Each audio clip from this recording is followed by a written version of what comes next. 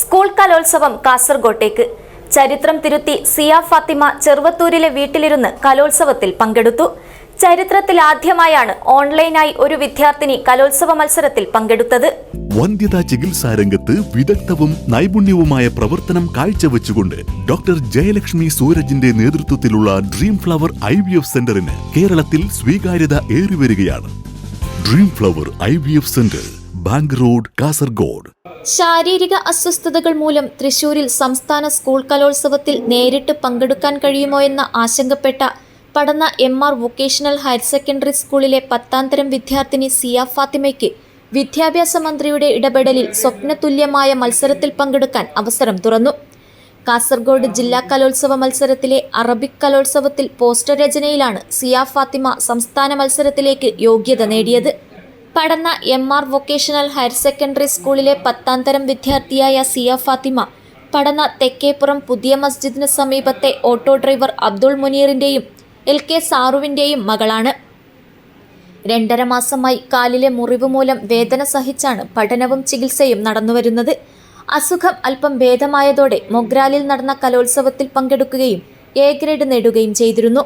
പിന്നീട് കാലിലെ വേദന കലശലായതോടെ കണ്ണൂരിലെ സ്വകാര്യ ആശുപത്രിയിൽ ചികിത്സയ്ക്കെത്തിക്കുകയായിരുന്നു. അപ്പോഴാണ് വാസ്കുലൈറ്റിസ് എന്ന രോഗമാണെന്ന് തിരിച്ചറിഞ്ഞത്. 2 ആഴ്ചയായി കണ്ണൂരിൽ കിടത്തി ചികിത്സയായിരുന്നു. 3 ദിവസമായി പടന്നയിലെ വീട്ടിൽ ക്വാറന്റൈനിലാണ്.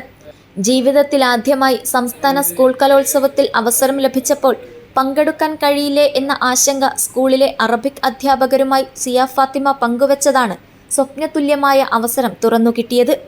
സ്കൂൾ മുഖ്യാധ്യാപിക VK Sasikala, principal MC Shihab, അധ്യാപികമാരായ NB ഫെബിന, VKP ഖദീജ എന്നിവർ ഉൾപ്പെടെ സ്കൂൾ അധികൃതർ ചേർന്ന് വിദ്യാഭ്യാസ മന്ത്രിക്ക് നൽകിയ നിവേദനവും സിയ ഫാത്തിമ വാട്സാപ്പിലൂടെ നൽകിയ അപേക്ഷയും പരിഗണിച്ചാണ് സംസ്ഥാന സ്കൂൾ കലോത്സവത്തിൽ പങ്കെടുക്കാൻ മന്ത്രി പ്രത്യേക അനുമതി നൽകിയത്. തൃശൂരിലെ CMHSSലെ വേദി 17-ൽ ഇന്ന് രാവിലെ 11-ന് വീഡിയോ കോൺഫറൻസിലൂടെ പങ്കെടുക്കാനാണ് സിയയ്ക്ക് അനുമതി നൽകിയത്. കൈറ്റ് അധികൃതർ ഇന്നലെ രാത്രിയോടെ തന്നെ പ്രാഥമിക ക്രമീകരണങ്ങൾ ഒരുക്കിയിരുന്നു.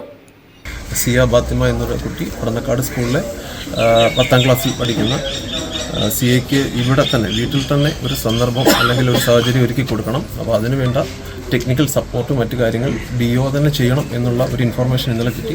അതിൻ്റെ അടിസ്ഥാനത്തിൽ ഇന്നലെ തന്നെ കൈറ്റിൻ്റെ ബന്ധപ്പെട്ട ആൾക്കാരെ വിളിച്ച് അറിയിച്ച് അവരവരുടെ സാങ്കേതിക സംവിധാനം ഇന്നലെ തന്നെ ഇവിടെ ഇൻസ്റ്റാൾ ചെയ്യുകയും അതോടൊപ്പം തന്നെ HM ഇവിടുത്തെ AU ആയിട്ടുള്ള രമേശൻ മാഷ് അങ്ങനെ മറ്റു വിദ്യാഭ്യാസ വകുപ്പിൻ്റെ ഉദ്യോഗസ്ഥരുമായിട്ട് കോൺടാക്ട് ചെയ്യുകയും കൃത്യ ടൈമിൽ തന്നെ ഇന്ന് മത്സരം തുടങ്ങുന്നതിന് 1 മണിക്കൂർ മുമ്പ് തന്നെ നമ്മൾ സാങ്കേതിക വശങ്ങൾ ടെസ്റ്റ് ചെയ്ത് ഓക്കെ എന്ന് വരുത്തി തൃശ്ശൂരേക്ക് നമ്മൾ ഇൻഫോം ചെയ്തു.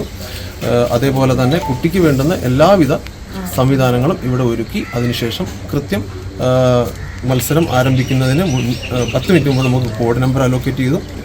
ആ ഒരു കോഡ് നമ്പറിൽ സിയ ഫാത്തിമ മത്സരിക്കുകയും കൃത്യമായിട്ടുള്ള സമയത്തിൽ ഫിനിഷ് ചെയ്ത് വളരെ നന്നായി തന്നെ ഈ ഒരു വർക്ക് ചെയ്തു എന്നുള്ളതാണ് ഇതിൻ്റെ ഏറ്റവും വലിയ മനോഹാരിത. ഇതിൻ്റെ ഇടയ്ക്ക് പോലും കുട്ടിക്ക് പെയിൻ ഉണ്ടെങ്കിൽ പോലും ആ പെയിനെല്ലാം ഉള്ളിലൊതുക്കി വളരെ മികച്ച രീതിയിൽ ആത്മവിശ്വാസത്തോടു കൂടി തന്നെ ഈ വർക്ക് ചെയ്ത് ഈ ഒരു മത്സരത്തിൽ കോമ്പീറ്റ് ചെയ്യാൻ കഴിഞ്ഞു എന്നുള്ളതാണ് ഇതിൻ്റെ നല്ലൊരു വശമായിട്ട് ഞാൻ മനസ്സിലാക്കുന്നത്. അതോടൊപ്പം തന്നെ ഇതിനു വേണ്ടുന്ന മറ്റ് സജ്ജീകരണങ്ങൾ ഒരുക്കിയ എല്ലാവിധ വിദ്യാഭ്യാസ വകുപ്പിൻ്റെയും മറ്റ് നാട്ടുകാരുടെയും മീഡിയ അതേപോലുള്ള ഉയർന്ന ഏതെല്ലാം സ്ഥാപനങ്ങൾ ഇതുമായിട്ട് ബന്ധപ്പെട്ട് നിന്നിട്ടുണ്ടോ അവർക്കെല്ലാം തന്നെ ഒരിക്കൽ കൂടി നന്ദി അറിയിക്കുകയാണ്. അതോടൊപ്പം തന്നെ ഈ വേദനയിൽ നമ്മോടൊപ്പം ചേർന്ന് 2 വാക്ക് പറഞ്ഞ സിയയുടെ പിതാവ്, മാതാവ് ഇവർക്കെല്ലാം എല്ലാവിധത്തിലുള്ള വിദ്യാഭ്യാസ വകുപ്പിൻ്റെ ഭാഗത്തു നിന്ന് ഏതൊക്കെ സഹായങ്ങൾ ആവശ്യമാണോ അതെല്ലാം ഞങ്ങൾക്ക് കൊടുക്കാൻ പറ്റുന്നതാണെങ്കിൽ കൊടുത്തിരിക്കും എന്ന് അറിയിക്കുകയാണ്. സഹോദരൻ സിനാൻ തൃക്കരിപ്പൂർ ഗവൺമെന്റ് പോളിടെക്നിക് കോളേജിൽ CA BM വിദ്യാർത്ഥിയാണ്. ഉറുമിസ് തൃക്കരിപ്പൂർ, ന്യൂസ് ബ്യൂറോ, ചെറുവത്തൂർ.